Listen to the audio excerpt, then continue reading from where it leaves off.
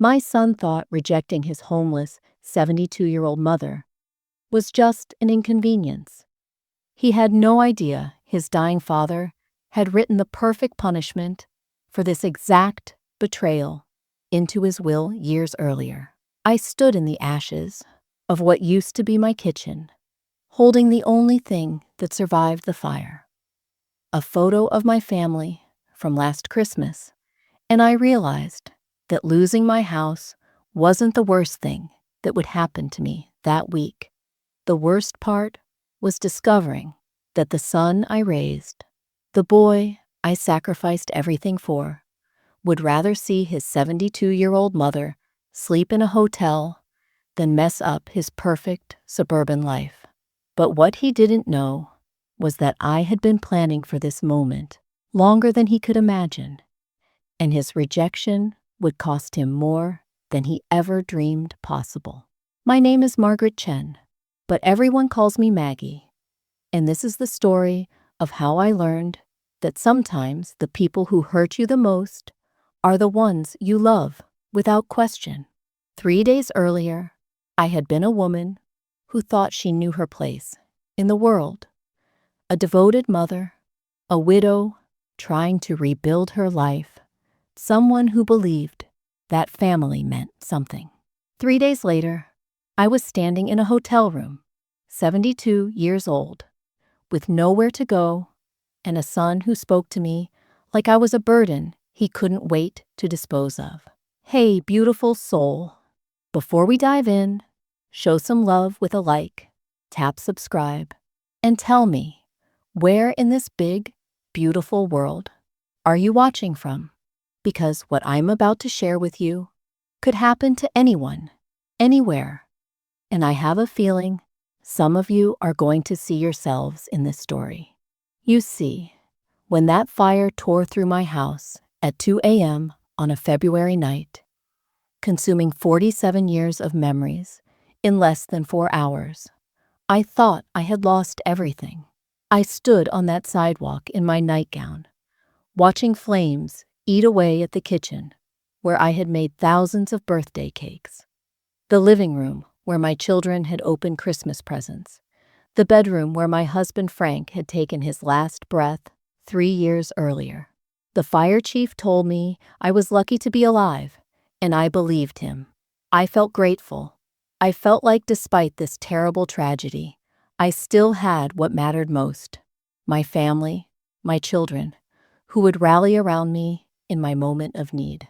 How wrong I was, because what I discovered in the days that followed wasn't just that my house was gone.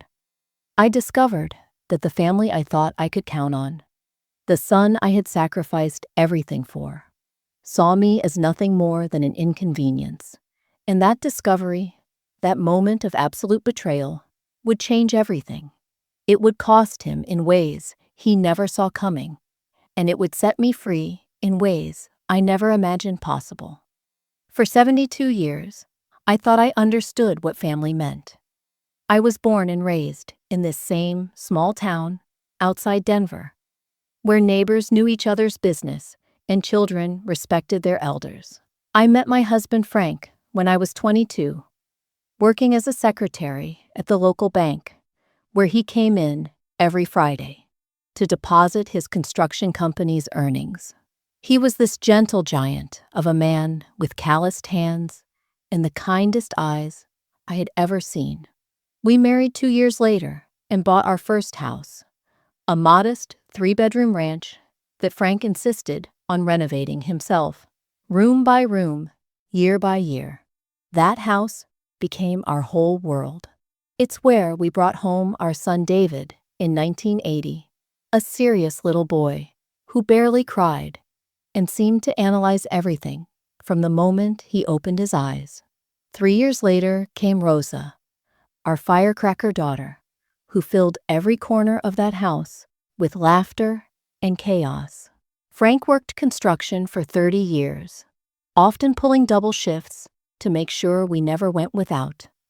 I worked part-time at the school district, scheduling my hours around the children's needs, because that's what mothers did back then. Every penny Frank earned went into making that house a home, adding a deck where we had Sunday barbecues, finishing the basement where the kids played during Colorado's brutal winters, planting the garden where I grew tomatoes and roses that became the envy of the neighborhood. David was always the serious one, the achiever. He studied constantly, made perfect grades, and announced when he was 12 that he was going to be a lawyer, just like his grandfather had wanted to be. Frank and I worked extra hours, took out loans, and sacrificed vacations to pay for his college education in law school. When he graduated, we were so proud we could have burst. He met Sarah during his first year at the law firm. She was a real estate agent who specialized in high-end properties, and she had this way of making you feel like you weren't quite good enough for the conversation. But David loved her, so we welcomed her into our family. They married 5 years later in an elaborate wedding that cost more than Frank made in 6 months. We didn't complain. We wanted David to be happy. When they had Emma and then Lucas, Frank and I became the devoted grandparents, babysitting whenever they needed us, attending every school play and soccer game, making sure those children knew they were loved. Rosa took a different path. She became a nurse, moved to Oregon to work with underserved communities, and found love with a wonderful woman named Carmen. Rosa called every Sunday, visited every Christmas, and never made me feel like I was bothering her when I needed to talk. After Frank died 3 years ago, that house became my sanctuary and my prison. Every room held memories, but it also held loneliness. David would visit maybe once a month, usually when Sarah needed a babysitter or when they wanted to drop the kids off for the weekend. Our conversations became surface level. Weather, the kids' activities, his work. I told myself this was normal, that successful children get busy with their own lives. I had no idea that all those years of sacrifice and love would mean so little when I needed them most. The fire started at 2 a.m. on a cold February night. I woke up to the smell of smoke and the sound of crackling that I first thought was the old radiator acting up again. But when I opened my bedroom door, a wall of heat hit me like a physical blow. The hallway was already filling with thick, choking smoke, and I could see orange light dancing at the far end where the basement stairs were located. An electrical fault in the basement had spread faster than anyone could have anticipated. The old wiring that Frank had always meant to update, but never got around to, had finally given up after 47 years. I barely had time to grab my robe and slip on my house shoes before the smoke became too thick to see through. I stumbled toward the front door, my eyes streaming, my lungs burning, leaving behind everything I had ever owned. Standing on the sidewalk in my nightgown and slippers, I watched 47 years of memories turn to smoke. The kitchen, where I had made thousands of birthday cakes, packed countless school lunches, and held Frank's hand during his chemotherapy treatments. The living room, where my children had opened Christmas presents, where we had celebrated David's law school acceptance, where Rosa had told us she was gay, and we had hugged her and told her we loved her no matter what. The bedroom, where Frank had taken his last breath, where I had said goodbye to the love of my life. The fire chief, a young man who probably wasn't even born when Frank and I bought that house, put his hand on my shoulder and said, "Ma'am, you're lucky to be alive. Another 5 minutes and you wouldn't have made it out." Lucky. I suppose I was, but standing there watching everything burn, lucky wasn't what I felt. David arrived about an hour later, still in his pajamas with a coat thrown over them. For a moment, seeing him run toward me through the crowd of firefighters and neighbors, I felt that old parent-child connection. He wrapped his coat around my shoulders and held me while I cried, and I thought, this is what family does. This is why we have children. So we're not alone when everything falls apart. The Red Cross put me up in a hotel room that night, and David stayed with me until about 3 a.m., helping me call the insurance company and making a list of immediate needs. Before he left, he squeezed my hand and said, "Don't worry, Mom. We'll figure this out together." I fell asleep, feeling grateful that despite the tragedy, I still had what mattered most. The next morning, exhausted and overwhelmed by insurance paperwork and the reality of having lost everything, I asked him the question I never thought I would have to ask. We were sitting in the hotel's breakfast area, and I was still wearing the Red Cross donated clothes that didn't quite fit. "David," I said, my voice shaky with exhaustion and fear, "I know it's sudden, and I know it's not ideal, but could I stay with you and Sarah while I figure out what to do next? Just until I can sort through the insurance and find a temporary place." The silence that followed felt longer than the entire fire. David stopped stirring his coffee. He looked out the window, then at his hands, then anywhere but at me. When he finally spoke, his voice had changed. Gone was the warmth from the night before, replaced by something clinical and detached. The voice he probably used with difficult clients. "Mom, it's really not a good time. Sarah's stressed with her big listings. The kids have their routines and school activities. And we're planning some renovations to the master bathroom. Maybe Rosa could help, or we could look into some temporary housing options for seniors." I stared at him. This man I had rocked to sleep as a baby, whose scraped knees I had bandaged, whose college tuition I had worked double shifts to pay for, whose wedding I had helped fund, even though we couldn't afford it. Temporary housing options for seniors. That's what I had become to my own son. Not his mother who had just lost everything. Not the woman who had sacrificed her own dreams so he could achieve his. A senior citizen who needed to be housed somewhere convenient and out of the way. "It's not a good time." The words echoed in my head as I sat there in my borrowed clothes, with no home, no belongings, and apparently no family willing to inconvenience themselves for a few weeks to help me. That night in the hotel room, I sat on the scratchy bedspread, staring at the generic landscape, painting on the wall, and I truly understood what loneliness meant for the first time since Frank died.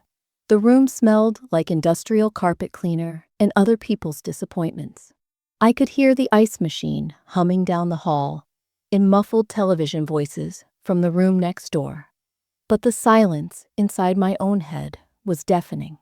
I called Rosa in Oregon, and before I could even explain what had happened, I started crying. She immediately offered to fly out and help, but she was in the middle of treating critical patients during a severe flu outbreak and couldn't leave her post immediately. "Mom, I can be there by Friday," she said, her voice full of the same panic I was feeling. "Just hold on until Friday." I told her I would be fine, that David would help me through the immediate crisis. But I couldn't bring myself to tell her what he had really said. How do you tell one child that the other one sees you as a burden too inconvenient to bear? For 3 days, I lived in that hotel room like I was in some kind of suspended animation. I sorted through insurance paperwork with hands that wouldn't stop shaking. I made lists of things I needed to replace, starting with basics like underwear and a toothbrush, then moving on to impossible things like 47 years of photo albums and Frank's wedding ring, which I had kept in my jewelry box. David called twice during those 3 days. Once to ask if I needed anything from the drugstore, his voice polite but distant, like he was checking on an elderly neighbor. Once to let me know that Sarah had researched some senior living communities that might be suitable for someone in my situation. Senior living communities. I was 72, not 92. I could still drive, cook, manage my own finances, and think clearly. I had simply lost my house. Not my mind, or my ability to function. But apparently, in David's world, being a 72-year-old mother without a house automatically qualified me for institutional care.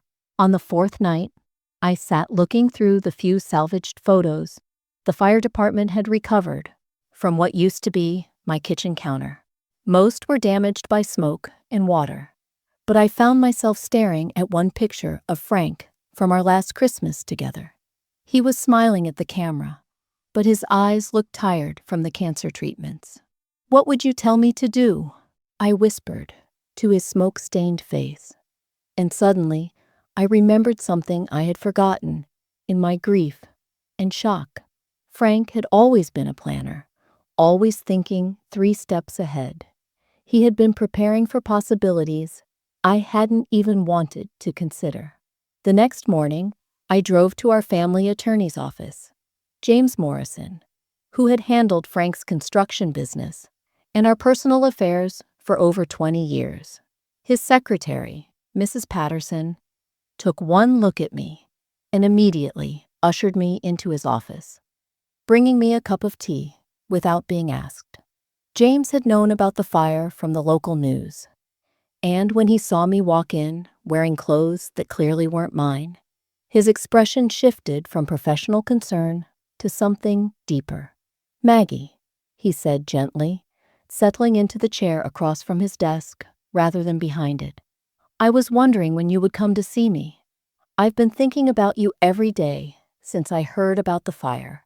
He pulled out a thick manila folder, marked with my name in Frank's distinctive handwriting. "Frank updated your estate planning documents extensively 2 years before he died. He was very specific about certain contingencies, and I think it's time you understood exactly what he put in place." My hands shook as I opened the folder. The first document was a letter in Frank's handwriting, dated just 6 months after his cancer diagnosis. "My dearest Maggie," it began, "if you are reading this, it means something has happened to you. And I suspect our children have not risen to the occasion the way we raised them to. Remember, you don't owe anyone your dignity, not even our own kids." James explained that Frank had restructured everything after his diagnosis. The family home, which I thought was simply in both our names, had a complex trust structure that I had signed, but never fully understood. Frank had been worried about what would happen to me if I became vulnerable, and he had built in what he called character clauses, provisions that could be triggered if the children failed to provide reasonable support to me in times of genuine need. "Your husband was incredibly thorough," James said, spreading out more documents. "He documented every financial sacrifice you both made for David's education. The second mortgage you took out for law school, the loan against Frank's retirement fund for the bar exam prep course, even the money you gave them for their house down payment. He also created a detailed record of your contributions as grandparents, the babysitting, the financial help, the emotional support. But the most shocking discovery was a sealed envelope marked emergency instructions.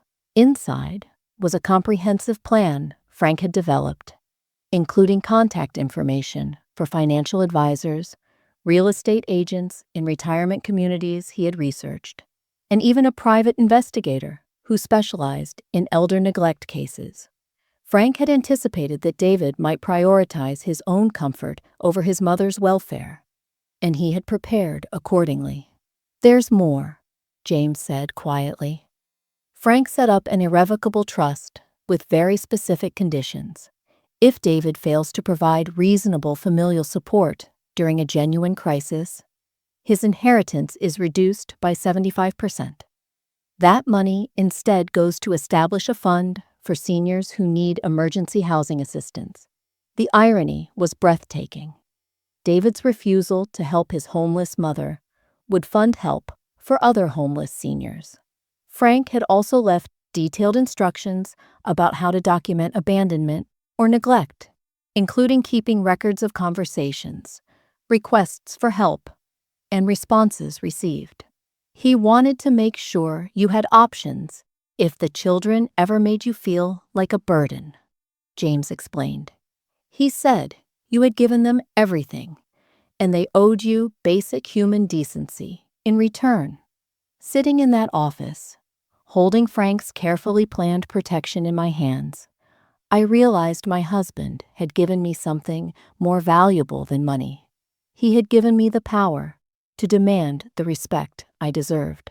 I spent the next 2 days in careful, methodical planning, feeling more like myself than I had since the fire.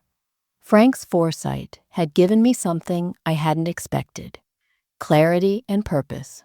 First, I needed David to believe I was following his suggestions while I organized my real next steps. I couldn't let him suspect what I had discovered. Not yet. I called several senior living communities that Sarah had recommended, asking detailed questions about availability, costs, and move-in timelines. I made sure to mention David's name and his law firm during these calls, knowing that in a small legal community, word would get back to him that his mother was dutifully following through on his suggestions. I even scheduled tours at 2 facilities, taking notes and asking about their policies, as if I were genuinely considering making one of them my new home. Next, I researched retirement communities in the mountains about 3 hours away, places that were nothing like the institutional facilities David had in mind. These were active adult communities with hiking trails, art studios, and residents who had chosen to live there because of the beauty and lifestyle, not because they had nowhere else to go. I found one called Mountain View Gardens that offered independent living cottages with full kitchens and private gardens. It was exactly the kind of place Frank and I had sometimes talked about for our golden years. James Morrison helped me understand all my legal options. Frank's trust documentation was ironclad, written by one of Denver's most respected estate attorneys. If David wanted to challenge it, he would have to prove that his response to my housing crisis had been reasonable and supportive. The evidence suggested otherwise. James also helped me set up a new bank account and transfer funds that were solely in my name, ensuring I had complete financial independence for whatever came next. I contacted Rosa and finally told her the complete truth about David's response. She was furious, using language I hadn't heard from my nurse daughter since she was a rebellious teenager. "Mom, you're coming to Oregon," she said immediately. "Carmen and I have plenty of space, and we'd love to have you here." But I had a different plan, one that would teach David about consequences while giving me the fresh start I was beginning to realize I wanted. The most important part of my planning was documentation. I wrote down David's exact words from that morning in the hotel breakfast area, noting the date and time. I saved Sarah's text messages about senior communities. I kept receipts from my hotel stays and documented every day that passed without meaningful support from my son. Frank's instructions had been clear about creating a paper trail. And unfortunately, David was making it easy. By Thursday, I was ready to make my move. David had no idea that his rejection had set something in motion that would change both our lives forever. On Monday morning, exactly 1 week after the fire, I called David from the hotel room while I sipped my coffee and watched the sunrise through the thin curtains. I had rehearsed this conversation in my mind dozens of times, and my voice was steady and calm when he answered. "David, I've made a decision," I told him, using the same measured tone he had used with me in the hotel breakfast area. "You're right, that I need to be more independent and not burden your family during this difficult time. I've found a lovely retirement community in the mountains called Mountain View Gardens, and I'll be moving there this weekend." I could hear the relief in his voice, so obvious he didn't even try to hide it. "That's wonderful, Mom. I think you'll be much happier living with people your own age who understand what you're going through. Sarah and I were just talking about how important it is for seniors to have proper support systems. People my own age. Proper support systems. As if 72 meant I was ready for shuffleboard and early bird dinners. As if the woman who had raised him, supported his dreams, and sacrificed her own comfort for his success, had suddenly become someone who needed to be managed rather than loved. The community looks beautiful," I continued, glancing at the brochure for Mountain View Gardens spread out on my hotel bed. "It has hiking trails, art studios, and independent living cottages with full kitchens. I think your father would have loved it there." I paused, letting that sink in. "There's just one thing I need to handle before I move. I'll need to update some legal documents since I'm changing residences. Just standard estate planning things that need to be adjusted when you relocate." David barely listened to this part, probably already mentally drafting the text message he would send Sarah with the good news. "Of course, Mom. Whatever paperwork you need to handle. Do you need me to recommend someone, or are you using James Morrison?" "James has been wonderful through all of this," I said truthfully. "He's helping me make sure everything is properly documented and legally sound. I want to make sure all my affairs are in order before I start this new chapter of my life." "That's very responsible of you," David said, and I could hear him typing on his computer, already moving on to other priorities. "When do you move?" "This Saturday. The moving company will pick up my things from storage on Friday, and I'll drive up Saturday morning. It's about a 3-hour drive, so I should be settled by afternoon." That Friday, the movers came to collect the few belongings I had salvaged and the new essentials I had purchased. David and Sarah showed up just as the truck was leaving, carrying a small potted plant in a decorative ceramic pot that probably cost more than my hotel room. "We wanted to wish you well in your new place," Sarah said, with that bright, professional smile she used at open houses and charity events. "This is a little jade plant. They're supposed to bring good luck and prosperity." She handed it to me like she was presenting me with a consolation prize. "I'm sure you'll make lots of new friends your own age," David added, giving me the kind of polite hug you give distant relatives at funerals. "And you won't have to worry about maintaining a house anymore. No more yard work or repairs to deal with." I hugged my grandchildren, Emma and Lucas, who seemed genuinely confused about why Grandma was moving so far away. Emma, who was 16 and old enough to sense adult undercurrents, looked between her parents and me with troubled eyes.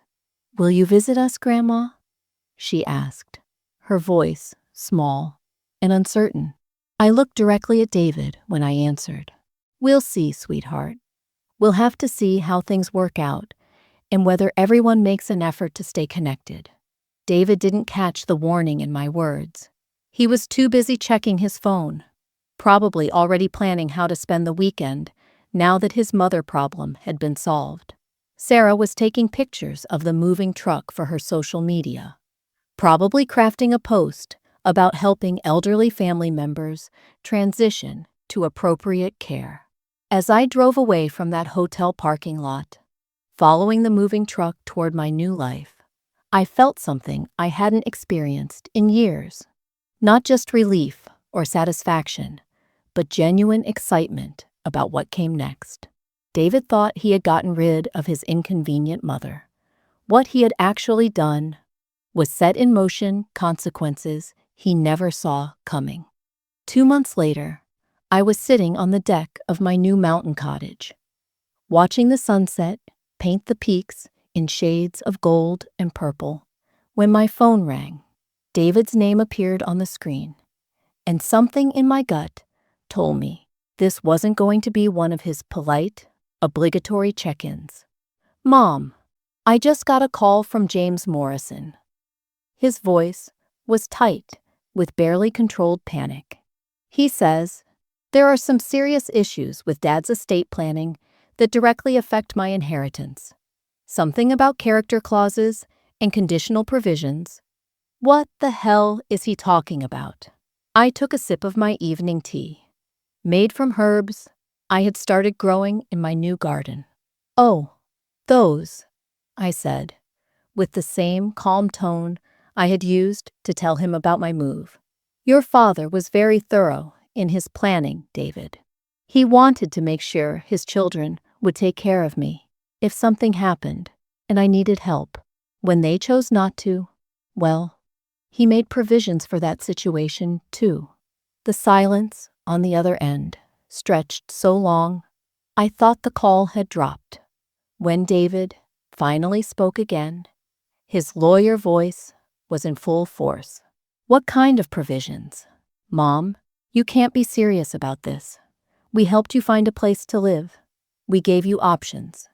You helped me find a place to go away," I corrected, watching a family of deer graze in the meadow below my deck. There's a significant difference between helping someone and getting rid of them. Your father understood that difference, even if you don't. I heard Sarah's voice in the background, sharp and demanding, before she grabbed the phone. Her real estate agent persona was in full effect, the voice she used to smooth over difficult negotiations. "Maggie, I think there's been a serious misunderstanding here. Of course you are welcome in our home. We just thought you'd be happier with independence and people who could relate to your situation. You thought I'd be less inconvenient," I replied, my voice steady. "You thought dealing with a 72-year-old woman who had just lost everything she owned would mess up your renovation plans and disrupt your children's schedules. And now you've learned that treating family like an inconvenience has real consequences." David took the phone back, and now his voice carried the kind of controlled anger I had seen him use in court. "This is manipulation, Mom. You're using Dad's death and some legal technicality to punish us for making a practical decision. You weren't homeless. You had options. I had a hotel room and a son who spoke to me like I was a burden he couldn't wait to dispose of," I said. "James has all the documentation, David. Your exact words, the timeline of events, the complete lack of meaningful support. Your father anticipated this possibility because he knew his son better than his son knew himself." The conversation escalated from there. David threatened legal action, claimed I was mentally manipulating the situation, even suggested I wasn't competent to make these kinds of decisions. Sarah jumped back on the line, trying to negotiate like this was a real estate deal gone wrong, offering to make things right now that they understood I was upset. But James Morrison had prepared me for exactly these responses. Within 24 hours, he had sent David's law firm a comprehensive packet documenting my complete mental acuity, the legal validity of Frank's original planning, and a detailed timeline of David's response to my crisis. The character clause wasn't a technicality or a manipulation. It was a father's insurance policy against exactly the kind of abandonment his son had demonstrated. The final blow came when David realized he couldn't fight this without destroying his professional reputation. Frank's provisions were legally sound, documented by one of Denver's most respected estate attorneys, and backed by evidence that David himself had provided through his own words and actions. 6 months later, I'm sitting in my garden. Yes, I have a garden again. watching my new neighbor, Helen, teach her 8-year-old granddaughter how to plant tomatoes in the rich mountain soil. The morning sun filters through the pine trees surrounding our cottage community, and I can hear the sound of hiking boots on gravel as my neighbor Tom heads out for his daily 5-mile trek. This is my life now, and it's nothing like what David imagined when he pictured me warehoused with people my own age. Mountain View Gardens isn't a senior facility where people go to wait out their remaining years. It's a vibrant community of adults who chose to live here because of the beauty, the activities, and the genuine sense of belonging. My cottage has 2 bedrooms, a full kitchen where I bake bread every Sunday, and a back deck that overlooks the most spectacular view I've ever woken up to. I have neighbors who invite me to book clubs and hiking groups, who show up with soup when I have a cold, and who treat me like a valuable friend rather than an obligation. I volunteer 3 days a week at the local animal shelter, where I've become the go-to person for socializing rescue dogs who need extra patience and love. I've joined a hiking group that tackles mountain trails I never would have attempted when I was worried about maintaining a house and being available for grandchildren who rarely visited. I'm taking pottery classes and have discovered I have a real talent for creating beautiful, functional pieces that I give as gifts or sell at the local farmers market. Rosa visits every few months, and she's amazed at the transformation she sees in me. "You're glowing, Mom," she told me during her last visit in March. "I haven't seen you this confident and alive since before Dad got sick. You're like yourself again, but even stronger." She's right. I had forgotten who I was, outside of being David's mother and Frank's widow. Now, I'm Maggie again. The woman who makes friends easily, who isn't afraid of new challenges, who has opinions and dreams that matter. David lost 60% of his inheritance, money that instead went to establish the Frank Chen Emergency Housing Fund for seniors who need temporary shelter after disasters. The irony wasn't lost on anyone in our small community.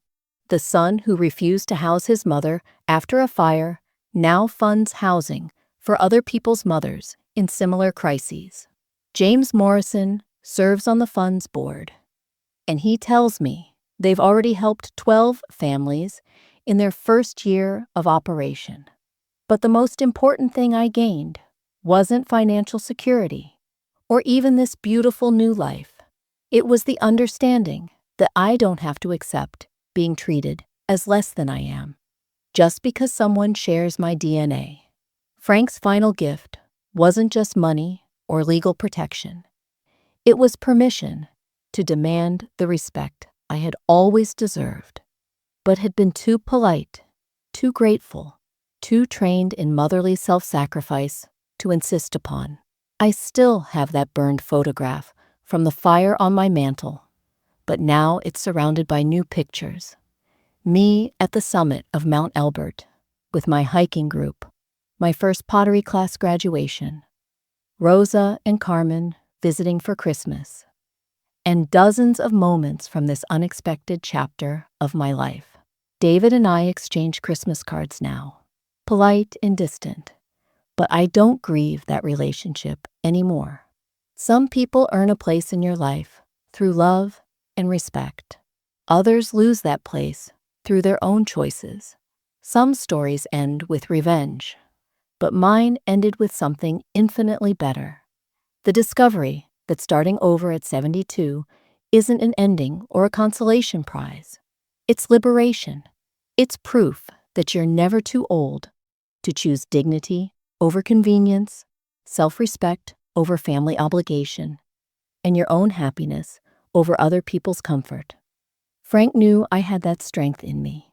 It just took losing everything to find it again.